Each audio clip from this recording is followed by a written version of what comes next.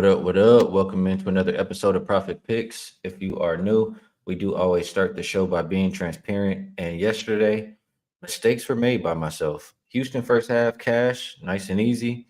But the NBA was not kind. I took the Suns twice, plus 5.5, plus 6, and that didn't work out for me. And then also the 76ers, what was that? A reverse backdoor? However you want to call it. Just couldn't hold on to that lead, fouling at the end of the game to lose the cover. So not a great day for me yesterday. Look to bounce back today. Veno, I know you cashed that Suns team total over. Nice call on that. How was your day and how you doing today? I'm doing good, buddy. Yeah, we did cash that Suns team total, barely. 112 and it was 110, so that worked out. And another NBA play that worked yesterday that we talked about here on the show, Skee, I think both of us liked, if I remember right, was the Oklahoma City team total over. They did get over against Dallas, even with no Luka and, like I asked you yesterday, qualify a little better defense. Dallas didn't show us much better defense. Oklahoma City got there. College was pretty good as well. I think I picked up on the day close to 6 units. So yesterday was a nice bounce back day, and we look forward to getting after it again today. 100%. Prolific. Appreciate you reminding everybody to hit the like button. Boofer said, I think you forgot to officially announce the polo winner from yesterday. No, I said it was Dia. I just wanted to verify that it was Dia, and Dia's already been taken care of. So nice work by him. And shout out to Dia because he gave $25 towards today's shirt color. So it'll be 50 now. And you know, when it's above the normal amount, it has to go to a member on the channel. So Veno, first question, did you do a show earlier? I did not. You're the first today. Okay. And what color is that? This, I think we list this as light green. Light green. All right. It gets guessed every day. It's not aqua from Bryce, nope. So we'll see if we see light green. And we started at what, like 10:35, 10:34. So it wasn't a whole lot of guesses. We might have to roll this over to next week. Ooh. Oakley says brown. Stop with the brown. There's no brown. And Casey's guessing the wrong shirt color, the wrong person's shirt color. What up, Ray? Yeah, and now we're to the point where we started the show. So he says baby blue Friday. It does look like baby blue, but it's not baby blue. It's light green. This is definitely light green. Generally, that's a boofer guess. Yeah, but wasn't a whole lot of guesses today. So what we'll do, we'll roll it over into next week. So, and you know when we do that, we'll add a little bit more on top of it, and it's going to go to a member. So when we come back on next Thursday, we'll take care of it. Shout out to James for becoming a YouTube member. And Rob, I'm ready to rock and roll. We have sorry for the chat. I can't shout out all the best bets. We have a jam-packed show today, and got to get people in and out. So we have 6 games in association today. I want to try to get through as many as we can, and we'll go to rotation order. First up is 5-13. 5-14, Phoenix and Charlotte. Game opened up Phoenix -9. They're 10 or 10.5 point favorites currently. Total open 217. Looks like 219. Injury report, Eric Gordon, game time decision. They'll be without Damian Lee and Okogie. And for the Hornets, still will be without LaMelo, Seth Curry, Martin, McGowens, and Williams. So same people who have been available lately for the Hornets, I believe. They are on the front end of a back-to-back. The Suns are on the second of a back-to-back. Suns have only covered one of their last 8 games. You know, Rob, when I look at the numbers, they tell me that the Hornets have been top 10 defensive team post-All-Star. But I just can't help but look at who they've been playing. And I'm not putting too much into that because I still think the Suns are much more capable offensively than probably all of those teams that they played. The problem is the Suns' defense. I really don't like to lay with teams I can't trust to get stops, and that's how I view this Phoenix team. So do we go with the team total over? I know this game is important with them in the play-in territory. How do you view this one? Yeah, I didn't play it. Let's put it that way. But I would say that one of those two options here is available, Skee, either full game total over. I'm totally with you. We talked about it yesterday about not trusting Phoenix's defense, which means Charlotte probably could score a little more than they usually do, especially with Phoenix on back-to-backs. Defense might lack even a little more here. And then when you do sift through the opposition of Charlotte during this strong defensive run, you have to wonder if Phoenix's offensive big three can't post a lot more than what Charlotte has allowed recently. Maybe those numbers are more of a mirage than reality. If that's the case, it puts you squarely in the position of either playing Phoenix team total over or playing full game over. The money is hit full game over early today, right? 217 up to 219 and a half. Yeah. So they're certainly thinking, money's certainly thinking the same way we are. And I couldn't talk anybody off playing this game that way, either sense. I'm sorry, I'm laughing so hard while you're talking, but the chat, they still can't get over the shirt color. They said, "Man, that's blue." They're not buying the light green. No, come on, man. But what am I going to trick you guys for? It's light green. It's a lot of stuff being said in the chat, and I just say that it's hilarious to me. But I would only play Phoenix. I can agree, maybe the over, maybe just Phoenix team total over. Haven't got to the window on this game yet, so let's move on over to another game where I did play, and this is 5-15, 5-16. Miami Heat, Detroit Pistons opened up Heat minus 6.5. They're 8-point favorites currently. Total open 214.5 and has raised by 1 point. Cade now game time decision. I don't believe I saw him on there earlier. Quentin Grimes and Asar Thompson look like they're going to be out. Bam is likely to play, but they'll be without Tyler Hero and Kevin Love. I'll be real quick on this one, Rob. It's a simple one for me. Heat haven't been playing the best lately. They've lost, I think 4 in a row, right? So they've lost 4 in a row. The Pistons have been playing better lately. They off of wins or whatever. And the Heat are a big favorite. This is just one of those games where the Heat are favored for a reason. And the reason is they got to start winning some of these games. Detroit is one of the bottom tier teams that they should be able to beat up on as long as they're focused. So I think this is a spot where they're focused. Cade, I was expecting maybe him to have a minutes limit or something to go on with him after not seeing him out there in the fourth. But I like the Heat minus the points. How do you feel about it? Can't disagree. It kind of got out of my range, Skee, when it went from 6.5 to 8. I'm always a little leery of Miami in this price range. They're a team that likes to win, but doesn't generally pride themselves on covers or big margin. All that being said, Detroit has shown all season long that they're capable of being beaten by double digits on any given night. So even when they play hard, they're still just not talented enough to stick within numbers if the favored side comes to play. I think Miami does. Again, you mentioned the playoff implications here for Miami at 35-30 right now. They do have to start stacking some wins. And off of 4 straight losses, the 4 losses that they had, the surprise is the loss to Washington. And maybe that discourages some people off of Miami a little bit. You can't be losing by 2 to Washington when you're at home.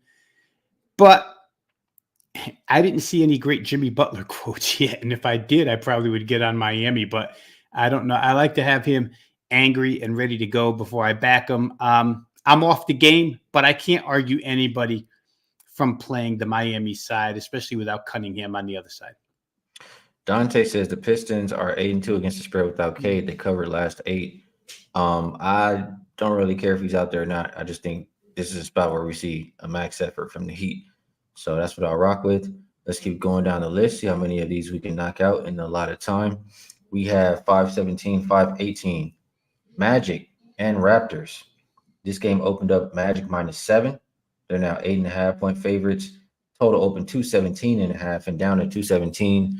Nobody on the injury report for Orlando. For the Raptors, no DJ, no Jakob Poeltl, no Boucher, no RJ Barrett. It's sad to hear what happened with his family over there.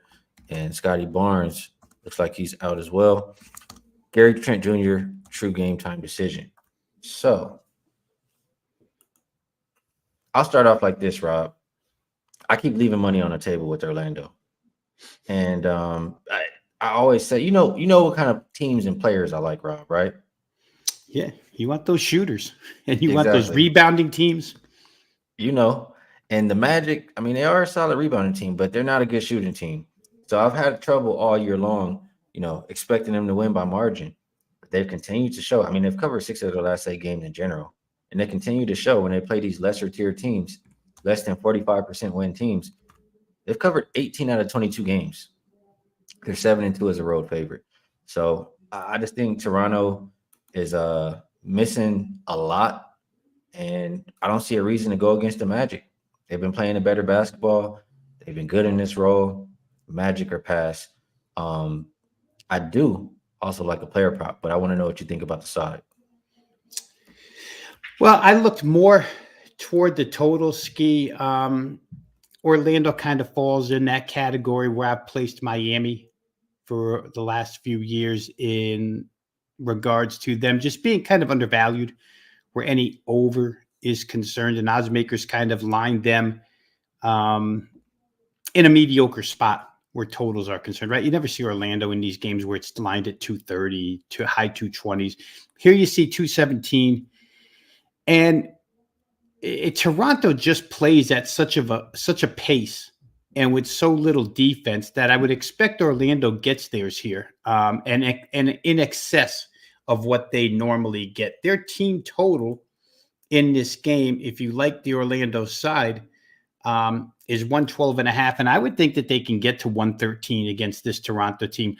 I'd almost recommend full game over as well, just because Toronto wants to go up and down and up and down. They kind of speed up every game. And I know Orlando's very methodical, so you can't speed up 48 minutes. But they can probably speed up, at home, maybe 30 of them, in which case there could be some huge runs scoring-wise. So, those 12-2s, those type of things that happen in 90 seconds or 2 minutes. So for me, I think I lean mostly toward playing Orlando team total over 112.5. I like that. But I could also see playing this full game over as well, just because Toronto's going to have it at some pace. And if this gets out of hand, Skee, if it gets to be a double-digit fourth quarter thing and it becomes real garbage time, then I could really see it getting over. But for now, I'll leave you with Orlando team total over 112.5. I have faith they can get to 113. So I feel a little different here.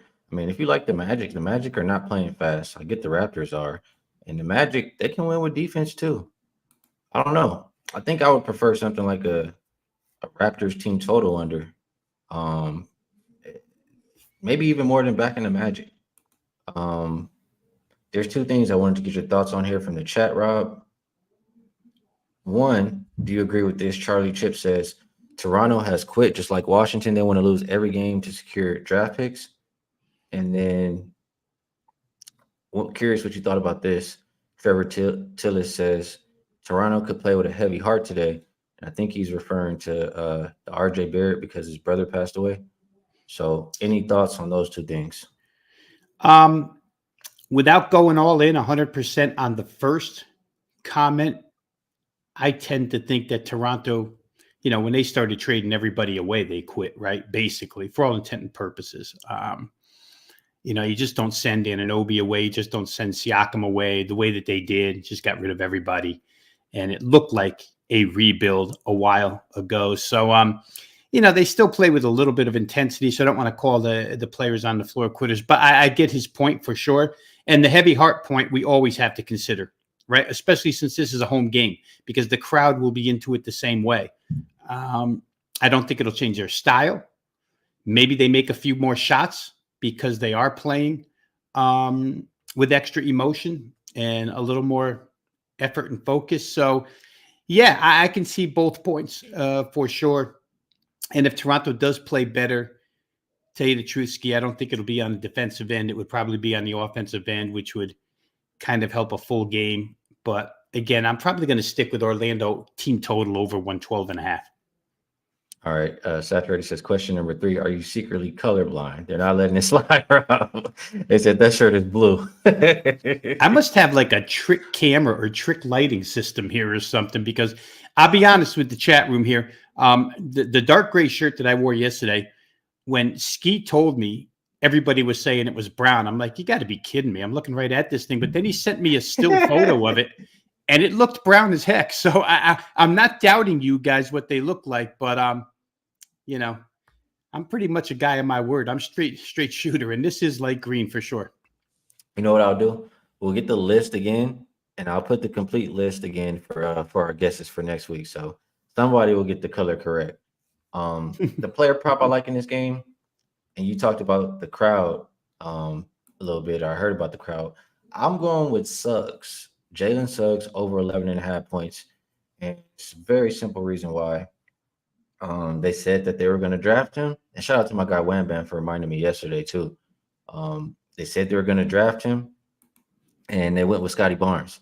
So between that, and I remember a couple years ago, Suggs playing at Toronto, and the crowd chanting, Scotty's better. And, Suggs takes it personal every time he plays this Raptors team. I'm just going to let you know that right now. He averages 12.3 points per game on the season, but he averages 19.5 in his 4 games versus the Raptors. He's cleared this number in all 4. So 11.5 is a little bit too short. I think Suggs takes it to him. Any thoughts on that before we move on, Rob? Yeah, those, I think the NBA, more than any league, Skee, they get a little bit petty. They take things personal. And so I'm not going to disagree with what you just laid out there. I would certainly think that that's probably an issue in Suggs's mind. Yeah, I know if they was chanting that shit to me and then the team did that to me, I know I'm going to bust their ass every single time. So Right. I'm just betting like that, man. Betting like that. Next game up, we got 519, 520 Clippers and Pelicans. Opened up Pellies -6. And I was mad I left money on the table with the Clippers because the spot was definitely there. And we talked about that, but I didn't trust them. They proved that it doesn't even matter. The spot was the spot. But today, you have New Orleans -7, the total at 218, and you have Clippers on the back-to-back. You have New Orleans on the front end of a back-to-back. They play Portland tomorrow. New Orleans, I'll say a poor game last game. They got us on the first half, but the first half has been pretty consistent. I want to say it's somewhere in the range of like 19-10 at home for them this season. So in this game, they do have the rest advantage. The more the game goes on, it favors Pelicans, but at the same time, they've been known to, trick some games off at the end, and they're also on the front end of a back-to-back where they could have to save some of that energy. So if I'm playing, I'm laying in the first half. What do you think about it, Rob?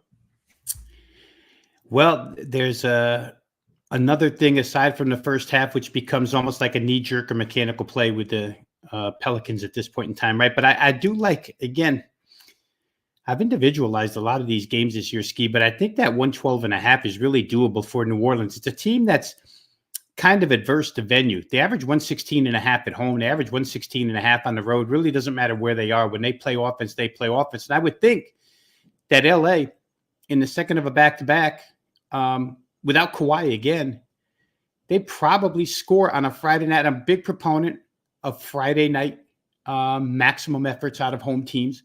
And I just think New Orleans has way too many offensive weapons against this Clippers team on the second of back-to-back. They got their win last night. And I would also say that I treat this as a New Orleans bounce back for a 95-point performance. Their last time out should get their offense right here. They shot 18.2% from 3 against Cleveland. I think when I looked it up this morning, that was their worst of the year. So we write that off to an outlier, not necessarily something that's going to trend. I just think New Orleans is going to score here. Skee, the immediate thing that always comes to my mind with somewhat older teams, veteran-style teams that are in the second of back-to-back on the road, I usually think that the home team wants to run against them. And, let's get that fatigue settling in early.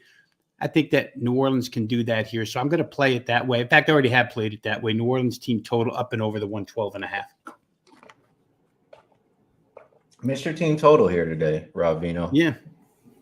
I can't argue against it. I don't know. I mean, the reason I didn't take the Clippers yesterday is because of their defense, and I could see it not being the greatest effort on that end again tonight. So I think that's a solid look there. What was the number you said? 112.5. It's I'll got mark that 15 down. cents attached to it now. I No, I think like that. the quickest mover on this number Ski, while I look at it here, has been Bet Online. They're already up to 113. But there's a lot of 112.5s out there. All right, good stuff on that. Don't think we can squeeze another game in there, so we'll move on over. And I'll ask you, Rob, is there anything you would like to promote before you bounce? And by the way, Rob Vino's going to go talk some college basketball. You can go check him out at Wagertalk. But anything you would like to promote, and also maybe play you liked a little bit more than the rest? Yeah, we'll do both, Ski. We'll quickly promote wagertalk.com.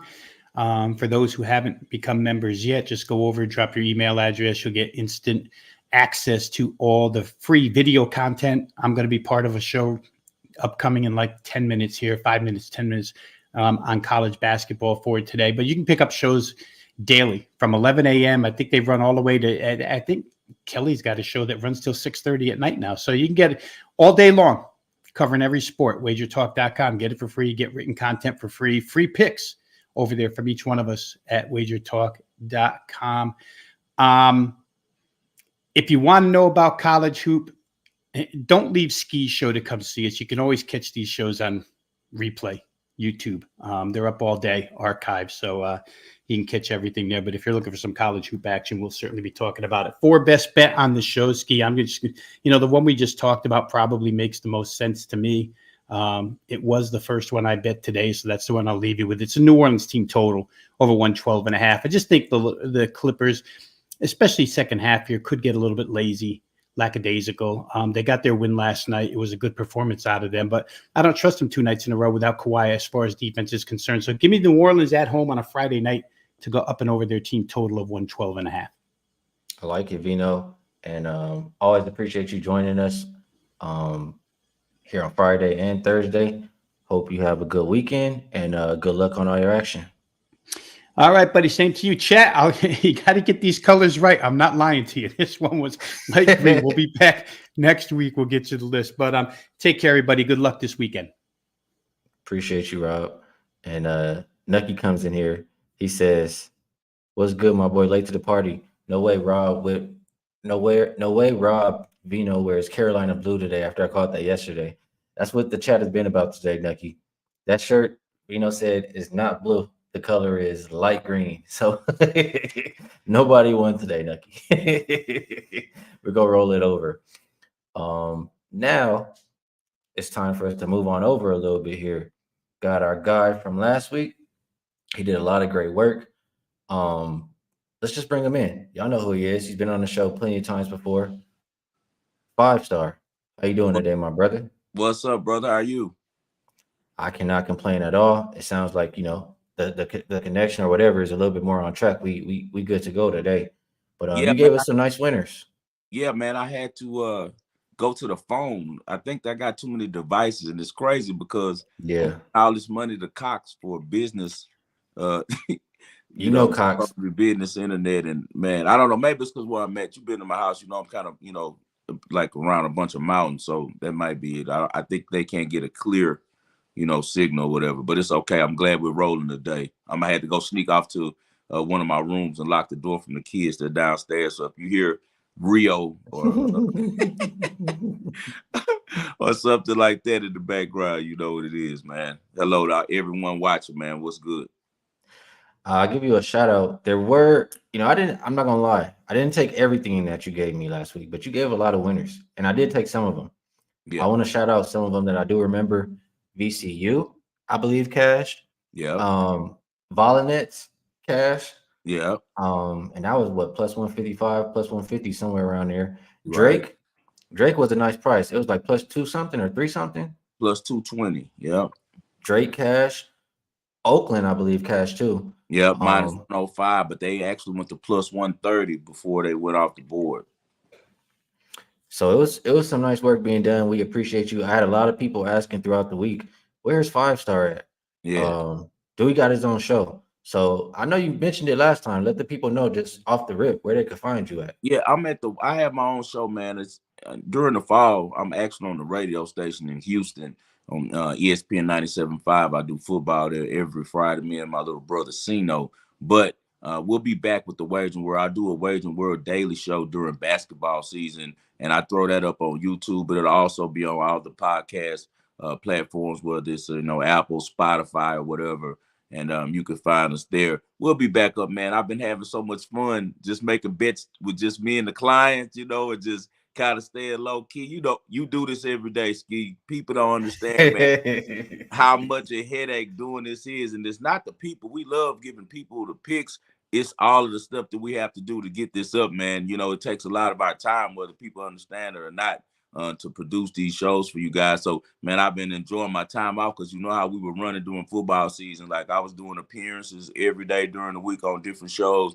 And then, we'll do our show on Friday and getting a radio show together. With me being the owner of that show, man, I had to go find guys who want to buy advertising. I had to, find different sponsorships to get on with it. So it was the business side takes so much, along with also all of the handicapping we do it with looking up and researching and stuff. So I just been enjoying the break, man, enjoying the kids. And we were supposed to come back actually on March 1st. And then we were supposed to be back yesterday. And Sino was dealing with his clients. And, man, we're stuck in front of the TV because, Skee, we all really do this, man. This is what we do. And there's so much college basketball and tennis going on right now. But the wagering world, we'll be back. We'll be on YouTube and we'll be on the different podcast platforms. I'll make sure to tweet it out and hopefully Skee will retweet it to you guys. I got you 100%. So y'all heard the man, and I'll retweet it. He'll tweet it out. Make sure you follow him at 5 Star in Vegas on Twitter or X, whatever you want to call it. Prolific says, shout out Skee and 5 Star. Thank you for it. And Derek says, appreciate the work you both put in. So I want to get to it. And also, last thing before we get started, this is a guy right here. He's really taking the time to do this show because okay, we're back. Yeah. So letting everybody know, last thing, this is the guy who's really taking the time to do this show. And I appreciate it because any other time when it's college basketball on, he's not answering the phone. I don't even answer the phone. He said, bro, it's game's on. Leave me alone. Right. I love this guy to death, man. This is one of my favorite homies in the world, man. He know. But see, that's why you're a real homie. All my real friends know because I only tell them one time. Look, man, when the game's on during college football and college basketball, do not call my phone because I'm probably betting live. I'm probably watching the game, and I have my own private clients. A lot of people ask me why I won't do a website. Well, I'm all about, quality over quantity, guys. I don't want a lot of dudes bothering me, man, because we really live by this. This is what we do to feed our kids, to pay our mortgages, to pay our car notes, our insurance and things like that. So this is our real lifestyle. That's why Skee and I live in Vegas, man. We want to do this on a professional level. So when these games come on, I don't want a whole bunch of dudes just jinking my stuff, man. I don't want your energy on my stuff, man. But I know Skee got a real player squad. I like dealing with you guys over here. Everybody understands betting and they're, good energy. They've been riding with you a long time. So, it's cool. But my private group that I do, I keep about 10 to 15 guys, man. Football season is usually 15, but that's the max. I directly text them the games. And, we make a lot of money, man. And we do well. We actually got Mississippi State plus 10.5 going right now, man. I want to go get on my phone real quick and see what's going on. Michigan State, I got Michigan State plus 7.5, man. And it's tight on the number. So I don't know what's going on. Sorry. We're going to rock out and tell everybody what. Well, you heard my guy. We absolutely going to rock out. And that's one thing we agree on, too. Purdue, I saw his tweet about Edie. Edie is sorry, man. Yeah, I can't wait to bet against them. Bro, they're going to be a fade in the first round of the NCAAs. Virginia's going to be a fade in the first round of the NCAAs. They do it every year. The only year that they were good, they won the championship. Besides that, the first round, they're always, a danger to be upset. But definitely Purdue, man, that's really slow, man. He gets a lot of calls that he shouldn't get. But Edey's a good college player, man. And if this was 1980, he would be the #1 pick. You know, he would have came out last year. It's a different style of basketball, man. We know that from how we follow EuroLeague, NBA, and the EuroLeague are one and the same now, man. There's no place for him on the court unless he starts shooting 40% from the three-point line. And then even though he do that, they'll kill him on the switches, you know, on defense. So Yep. best of luck to him playing for Barcelona. Yeah, we'll bet on him during the week, early in the morning. Yeah, early in the morning on a Wednesday. All right, let's get to it. We got a lot of games to talk about, and I don't think any of them are starting early, so we're good as far as that's concerned. Yep. You know where I want to start, and our favorite. If it ain't broke, don't fix it, man. Bro, you know he gonna have them boys ready to play. You gotta trust Shed. You gotta trust Roberts. You got good pieces around him with crier shooters. Yeah. Houston first half, man. Tell the people why. Man, it's the gift that keeps on giving. We've been riding it all year. Mine's on automatic. I'm 5 units first half on the Cougs. I don't care what's going on. And, you know, I got a special love for that team just because I don't think a lot of people know on the national scale that University of Houston, even though it's like a big school that's crossed over, it's really like a hood school, man. It's in 3rd Ward. It's right across the street from Texas Southern University. Fritchie's Chicken is right beside it, which is like the hood chicken spot in 3rd Ward. Like you could walk from there to Yates High School, which is like one of the most famous basketball programs and schools in all the sports, but in Houston for sure. And it's just in the middle of a really I'm talking about prime spot. It's just a really hood spot. The cutie homes over there. Like, so everybody that goes to University of Houston is kind of like gets used to being on that urban scale and kicking it in 3rd Ward, you know. So it's a lot of love from the hood for University of Houston, man. I think that's a lot like how with you in LA with USC being, you know, right in the middle of South like it is. So we got a lot of love for University of Houston, man. And I couldn't be prouder of what Coach Sampson is building over there. He got his sons as the assistants. They're going to take over after he leaves, man. And just a great program. He saw what that program could be. He remembered what it used to be because when I was small, it was a little bit past my time, but all my uncles and my family, they all loved Hakeem Olajuwon. I saw him when he became a pro. I didn't see him in college, but in college, you know, they were telling me about the Five Slammer Jam, and Clyde Drexler is right there from Sunnyside, right outside of 3rd Ward, another neighborhood in Houston, man. And, you know, it just really feels good, man. They had the Cougs back and they were rolling, bro. They got some of the best players in college basketball. And I think the Shed is the best. I can't wait to see him in the pros. I think that he's going to be an awesome pro because he doesn't two-way. You know, Sampson has kind of got him in handcuffs. You know how Coach Sampson is. It's like this. If you don't play defense, you ain't getting on the court. So they have to think about defense first. So he doesn't really show his whole bag, man, but he has an extremely large bag, and this kid is super fast, you know, from end to end. He got hops, you know, he played, you know, he's going to get tenacious on the defensive side. So I see him being successful in the league. And I love a man with Sharp, man. Sharp is my guy. He's a freshman right from the area. Knocking him down too. Knocking him down, strong body. And as you said, Roberts is the quiet leader of that team. He's a defensive anchor, man. A lot of the stuff that he does goes unsung. I'm glad that this year he's starting to get more credit, man. But we'll be on Houston. Why not? They're going to come out intense. They're going to come out ready early this year. They beat Texas Tech by 20 the first half. And then also we have in our favor in this game is Texas Tech really played well last night against BYU in the first half. That doesn't usually happen 2 nights in a row, whereas we're used to Houston always coming out like this because they hang their hat on defense. They gave up 15 points last night in the first half. So that's what they hold their hat on. The defense travels. Defense shows up every game, even when the shots weren't falling. Yeah, and the shots weren't falling in that last game for a good portion of that first half. But 16-0, they held them down. I think it was like the first 10 minutes they held them on 0. Yeah. So absolutely trust that defense. I think we get a better offensive game or a better offensive start. And first half -5, automatic.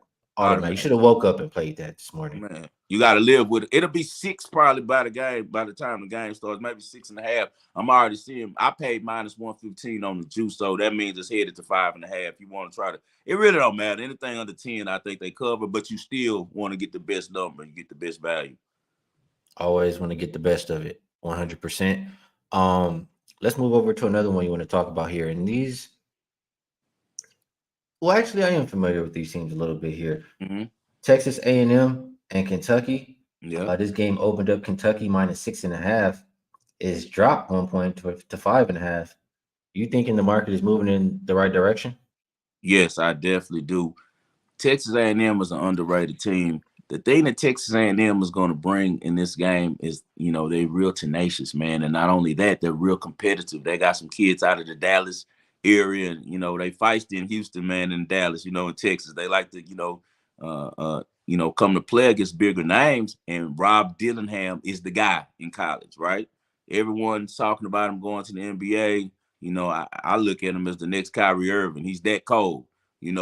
Probably a little bit more athletic than Kyrie, but he got the handle, he got the shot.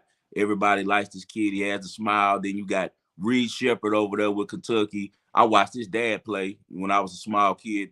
Jeff Shepherd, he won the championship there. He was a hell of a player. His son is really good. I think Reed's going to be like your guy over there for the Lakers, going to be one of those type to stick around in the league. DJ Wagner, DeJuan Wagner's kid.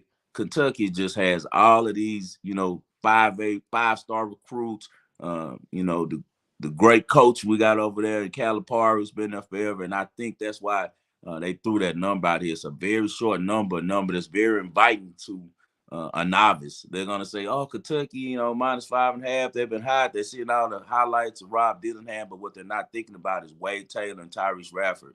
All right, this A&M team has been to 2 straight SEC championship games. They haven't won it, but they got to the championship 2 years in a row. The last 2 seasons, Wade Taylor burned Kentucky last time they played down in College Station for 31, and then Tyrese Radford had 28. Radford has been around a long time. He transferred there from Virginia Tech, where he had already a good, solid college career, and now he's really, led the Aggies to the next level. Great player, left-handed, quick. I just think that they're feisty enough to stay with Kentucky, and Kentucky hasn't had a good record the past few years in the SEC tournament. They've been upset in the first round a couple times. Last year, they lost to Vanderbilt.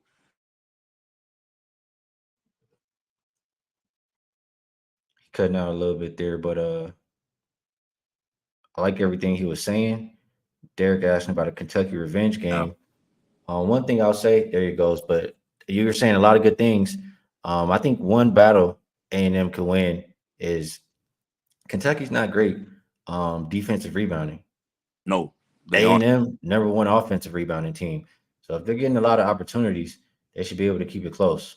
They're going to keep it close. Big Boy's going to get it done. They got some feisty kids down low, like I was saying. And also Wade Taylor, like I said, he's a very competitive guy. He was one of the top players in the Dallas area. I think that he gets it done. Buzz Williams is known for having A&M ready for the SEC tournament. I was saying that before the SEC tournament was in Atlanta. I went and saw Kentucky, and I remember their fans used to take over that whole tournament, and it'll be called Catlanta. Since they moved the tournament, now it's in Nashville. They haven't been as successful. Last year, they lost to Vanderbilt, in the first round. And I really think that A&M sticks around in this one. They may pull out the outright, but I definitely think this stays close. They have to win. They're on the bubble. Kentucky is in regardless. A&M at 19-13 needs this win bad. All right, good stuff. I like what I'm hearing on that, and I think that's a play that I can join you with. You're making it sound good, and I like that the market is in agreement as well. Yeah. Next one up. This I gotta ask you here. It's Marquette, and I wish I knew a better place to look at the injury report. Marquette versus Providence, open 4.5, still sitting right there. Marquette is a team that I do like, but I want to say maybe it's a team that's not great shooting free throws. I think that's why I like to play them in the first half. Mm-hmm. And I really like that point guard. I know the point guard got hurt. Is he back yet? And, no, he's going to sit out this game. We're talking about Tyler Kolek, but see, this is about Marquette. They're playing a Providence team that they match up really well with. Tyler Kolek you never want him out. He's so efficient on offense, man. Great pick and roll guy. He can shoot really well. Really good player. He might get some run on the next level, man. He's hurt with an oblique, but they're not missing much because now their sixth man has just moved up to being a starter, and he's a guy that would start for most guys, So I think that they're going to be okay, man. Cam Jones is still the best player on that team, even though Kolek won Big East Player of the Year last year in the tournament. And Devin Carter for Providence has actually won the the Big East Player of the Year this year. And I think that's going to motivate Cam Jones. I've watched Cam Jones all the time. Cam Jones is spectacular, man. He's the best player in the Big East. His game's gonna transition really well to the NBA, and I just think that their past history of dominating Providence is gonna, come into play right here. Providence played over their head yesterday. They upset Creighton. It's hard to put together back-to-back games like that. Marquette has moved into the elite realm of the Big East. They're up there with UConn. They're the defending champions. Last year, they won the regular season championship and the tournament championship. I think that people are underestimating how good of a coach Shaka Smart is. I don't know what the hell UT was thinking, letting him go, because the talent and with the money that they have in Austin, he could have really did some great things there. But now he's taking his show to Milwaukee, and he's doing just as well in Marquette. He brought one of those guys from Texas over there with him. And Stevie, what's that kid's name? Stevie Mitchell. He can play really well. David Joplin is now starting because Kolik's gone. It's going to benefit them more because even though Kolik is a great offensive player, they're now more athletic and better on the defensive side of the ball and can get out and transition better, and run. Kolik was really good at running a half court. Don't get me wrong, he can run too, but they are really athletic now. They're going to miss his shot making, but I don't think against Providence. He'll be back when they play in the Big East Championship against UConn. He'll be playing in that one. I don't know how rusty he'll be, but Providence is a one-man show. They got a really good coach in Kim English. I followed him in Rhode Island. He was really good over there. He teaches sound defense. They're real feisty. They're just like the teams before. Providence has always had real athletic, long, but their problem is, can they shoot well? The nights that Providence can make threes, they're really dangerous. They can beat anybody in the country, but they don't make them a lot of nights, and they played really well yesterday, and I don't think they're going to do it again. I think that Devin Carter gets his, but I don't think the rest of the team helps him. Marquette's just too good for them. I like everything that Shaka Smart does in this tournament. They're trying to go back-to-back, and I'm going to be on Marquette for the first half, -2.5, and I'm going to be on them for the game for -4.5 because if they get out early, we'll never be able to catch up with that number, and that also kind of coincides with what I told you about. I took Marquette to win the Big East at plus 560. Yesterday, I gave it out on ESPN 97.5 on the bench. I think that if they get through this game, they're in a favorable position. They've beaten UConn before. You getting, I have 5-1. You're going to get 3-1. I don't think the odds will be that. The line will probably be about 6. They might be 2-1 when they play UConn in the championship. If UConn gets there, UConn has a tough team tonight. They're playing St. John. Remember you texted me St. about John's been hot ever since coach apologized and shit. Yeah, but you remember you text me like, what is he doing? I've never seen a coach talk about his team Yeah, like that. yeah. That's that grandpa work. That's that OG work. He knew what he was doing. He hurt their feelings, and they made them play better. You know what I'm saying? Yeah. It made them all look at themselves. They all went to the mirror and looked at themselves because Pitino did that, and his team is really responding. They're trying to show them that they're athletic, trying to show them that they're fast, trying to show them they're quick, and just, great psychology on his part. But they have a dangerous game. But I'll be on Marquette to win it again, man. They're the defending champs. A lot of pride over there. One of those teams that's been really good for 2 years, man, and nobody really knows about them because they don't watch them much. But, man, Marquette is a really solid team, and they have the best player on the court in Cam Jones when they go out there in the Big East tournament. I like a lot of what you were saying there. And that other game I'm going to have to take a look at, too, that St. John's game. I might be able to get there with St. John's plus on the first half. First half. That's what I was trying to say. First half. First half, St. John's. Yep, first half. All right, we on the same page with that. And for this Providence and Marquette game, what I'll say that stands out to me is Providence, a couple things. You said, Providence not good shooting a three. Will they be able to keep up with Marquette in that regard?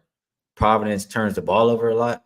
Marquette is number 20 as far as turnover percentage for their opponents. So if they can force those turnovers and get out in transition like you were saying, I think that first half is good. Probably like that a little more than the full game, but I'll rock with you on the full game as well. So good stuff they on win that. by double digits, Skee. They have a history of, only time that Providence plays well with them is at home. Anytime they met in a neutral spot or, met in Milwaukee, it's been not close. I think that the talent differential and the problem they're going to have is really dealing with the transition with Marquette. Like I said, they turn the ball over too much. They don't have a real point guard for Providence. They try to run it through Devin Carter, but they don't have anyone who can really handle the ball and make smart decisions. Whereas Marquette, even though they're missing Kolick, they still have Cam Jones, and he's a point guard. He just is a combo, so he plays off ball when Kolick's in. I got you. I like it. I like it. I like it. I like it. So I can add that on to my list. And you got one more team that you want to talk about. You know, one of our guys in the chat, I believe, played Pitt, and they look pretty good. You like Pitt to win the ACC? Yes. They're nowhere near the favorite. Yeah. Tell us why they can get it done. Is it just a fade of the others? It's a value play, man. You got 2 games left. They're 5-1 right now. They beat North Carolina 3 of the last 4 times that they played. Their coach is Jeff Cable, who's an ex-Dookie. And it's crazy because his brother played in North Carolina. But Jeff Cable is one of those guys that came under Coach K. He's Duke through and through. He hates North Carolina, man. He brings his best plays, his best energy for his guys during that. Also, Pitt is the oldest team in the NCAA for the 2nd straight year. They got some really old guys over there. I don't want to say Blank Henson, who's the star player, is maybe 25, big time shooter, strong upper body, real competitive. And then you got Ishmael Leggett, who's also, I want to say, like 23, 24. He transferred from Rhode Island. He's a legit point guard. Yeah, those are grown men that they're playing with over there. So you got to be careful with just looking at the name on the shirt with this matchup with North Carolina tonight. I think the Pitt can get it done, and whether they can or can't, with that 5-1, you can't beat that, because think about who's on the other side, NC State and Virginia. If either one of those teams win, Pitt will be favored against them. Maybe Virginia might be a pick 'em or -1 or +1. North Carolina State, they'll for sure be favored, maybe 3. So you can't beat the value at 5-1. All you really got to do is win tonight against North Carolina. So I take Pitt money line tonight, and I take Pitt, for the plus 500 for to win the whole thing in the ACC, just simply off value, man. And they're that type of team who you're not reaching. They've been successful against North Carolina. They've won 3 out the last 4 against them. They're used to beating them. So and that whole time, Henson and Leggett has been there for those victories. So I think that Pitt is a really good play tonight. It's a juicy number. Don't be afraid to take the money line. You know me, I go for the money line, bro. I have no problem with telling the books they're wrong and trusting my eye when it comes to scouting and the matchups on the court. And I like the matchups for Pitt tonight. Like I said, take a money line, and then also double it up by having them take the ACC, because you got value where you can start hedging, because it's no way that they're going to catch that type of value if they win tonight when they go play against North Carolina State or Virginia. Good stuff on that. Brandon's asking, where you betting those Marquette props to win? He bet it before. He already had betted. Yeah, I got 540 yesterday on Caesars. Yeah. So we don't really have FanDuel over here or DraftKings, or Bet365. I don't even know what that menu look like. You can't log in. And what's crazy, DraftKings is like right across the street from my house, their office. I tried to pull up the other day, Skee, and walk in. They act like I was going to Fort Knox. So I caught a couple nerds that doing numbers, coming out traders, and I gave my card to kind of chop them up with a little bit, but I don't think they're going to be doing much here. They're trying to get Vegas to allow Nevada to let them get to the game, but I don't think they are. Yeah, Vegas, they're not trying to let everybody into what they got going over here. So that makes sense. Boofer reminding everybody to hit the like button. Appreciate you, Boofer. They asking. I know you won't have anything all the time. They asking, so I'm gonna ask you. They said it's the tennis guru. Do we got anything in the W for us today? Hold on. I didn't bring it to tennis. All right. Well, you know what? Yeah, he didn't have any tennis ready, so I'm putting him on the spot with that one. And I don't want him to just give us anything and just give us a loser, man. We're back. Ain't there no pressure. No pressure no, to man, give we us. Can't lose. We can't lose. We're going with Coco Golf, man. Stop it. All right. She's at with the homie. That's the little homie right there, my little home girl. Shout out Coco Golf. Shout out to her dad. Is that the Miami Open or is that No, that's Revis Open? Indian Wells. Everything's setting up for her and Eager to go at it again, like always, because they're the best two on tour right now. Sabalenka, don't get me wrong. Them kids, man. He got a lot of them. It's probably spring break. They're over there All right, we back. logged in playing. Yeah, There you we go. back. Is it spring Every break? time, it's what happened. It's like 12 devices hooked up in this house, man. I'm not lying. It's like, bro, my sons each got a iPad. You know, Ian has a phone. My wife phone. He ain't got it all. Phone. Yeah, then we got all these TVs, so we stream. I don't. You know, I ain't buying cable, nothing like that. I'm streaming everything. So, yeah, it's crazy. So I apologize to everybody, but we come right back. So we're back in here. But I was saying Sabalenka is the only one that can challenge those two. That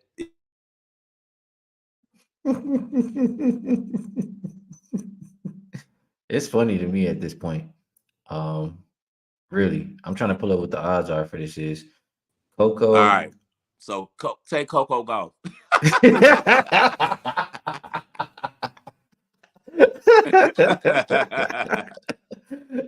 Hey, they do we do the game spread or what? Or she minus 300 on William Hill. Man, both her and Swiatek gonna mop today, so you ain't gonna get no value on either one of them. You might catch some value on the ATP today. Well, they play tomorrow. Who's in the quarter semis? I think I like Tommy Paul. Tommy Paul has I think Tommy Paul catches some value against Medvedev, man. Tommy Paul is a really good hardcore player. He's been hot. He plays really well. Also in America, he's never beaten Medvedev, so this is his chance to get on him. Medvedev isn't as strong as he's been in the past. I think that Tommy Paul can threaten him for sure. So I take the games on that one. I take the spread on that with Tommy Paul against Medvedev. And I see plus 3.5 on the game spread there. And to Himothy, he says minus 300, bro. He came last week. And by the way, this is we just putting him on the spot. He came last week and gave what, a plus 155, a plus 400, or plus. We tell this is the problem, Himothy. We don't have a lot of options. You got Swiatek is probably minus 1,000 or minus 700 on the other side. What is Swiatek right now? 1,200. What is it? Minus 1,200. Yeah, she's minus 1,200. Coco's minus 300. So don't think I'm giving out gas. I don't do that. I just gave you plus 300 for Pittsburgh and plus 500 to win the ACC. So you know I'm not afraid of the juice. I'm telling you that with those two matches, the best value you're going to find to risk your money is going to be on Coco, because Swiatek could lose to Koshuk, and if you playing minus 1,200, you're a fool. We're not paying that type of juice. But minus 300, we will be willing to pay. Also, like I said, look at Tommy Paul on that side, and also look at Yannick Sinner to upset Carlos Alcaraz. I don't know how big of an upset it'll be. I haven't looked at the number. Are you seeing the number on Alcaraz and Sinner? Yes. Is ATP. Sinner is minus 130. Alcaraz plus 100. Oh, they beg you to take Alcaraz. Sinner's gonna win, man. Sinner's been smoking hot. He owns Alcaraz. He beat him the last two times that they faced each other. He's just one kryptonite. Sinner's trying to be the number one player in the world, and I think he's headed that way. Soon he'll be number one in the world, man. I think that he wins another major, maybe at the U.S. Open, but for sure another one pretty soon. He just won the Australian, man, and that got him over the hump. Redhead kid out of Italy, Italian kid out of Italy, and man, I've been following Sinner, man. I was betting Sinner. This is how good Sinner is. I was betting him and Coco both when they were like 15 against pros, against grown people. You know what I'm saying? They both were that good. So Sinner's now he's shook off the getting used to playing against better talent, and now his real talent is starting to show, man. So take Sinner minus 130 over Carlito over Carlos Alcaraz. Alcaraz, really good player, plays his best in big matches, but Sinner's his kryptonite, man. He's young, already has 2 majors, great player, man. I just don't know if Carlos has something he can go to when it gets tight. See, the thing about Sinner is he can always go to his 1-2, his serve and his forehand when things get tight. Carlos does too much variety for me. He has so much stuff that he could do. He's kind of confused on what he needs to do. If it's a deuce, it's a tight, part of the match where he has an advantage or something. So, and he needs a break. So I like Sinner in that one for sure. Hey, he giving you a lot more than a lot of people can on tennis. He gave you some winners last week, so y'all should pay attention. We just asked him off the rip, and he broke down pretty much the whole card here, or the top portion of the card. So Yeah. great work by you. A lot of people are taking some stuff to the window too. Yeah, Sean Evans said Sinner and Coco parlay. like that. I like. Casey says she's going to take Coco and she's going to put it with the Paul alternate spread plus 5.5 games. Okay. Okay. So people taking some of this to the window. And Okay. First Class Agency giving you a shout out says that Volinet last week hit. He took it at plus 166. I So good appreciate stuff. that. I think we did a pretty damn good job. We talked some college hoops. We talked some tennis. Yeah. I think it's about that time to let you get back to live betting and making your Give me money. a final. Somebody tell me, did Michigan State cover? I don't even want to look on my By phone. 5. By 5. They lost by 5. Yeah. Hey, we had a lot on that one. You had plus 7.5. Yeah, plus 7.5 for Michigan State, and then we had plus 10.5 for Mississippi State. I ain't watching that, but they were up like 15 in the first half. Hopefully, they didn't blow it like that. I hope not. What's Mississippi State score? I'll tell you right now, but it's funny because I'll be like that too. Like when it start getting to the end of the game, I don't even want to look. If I'm not watching it, I don't want to look. Yeah, I don't even Mississippi State up by 22 still with about great. 12 minutes left.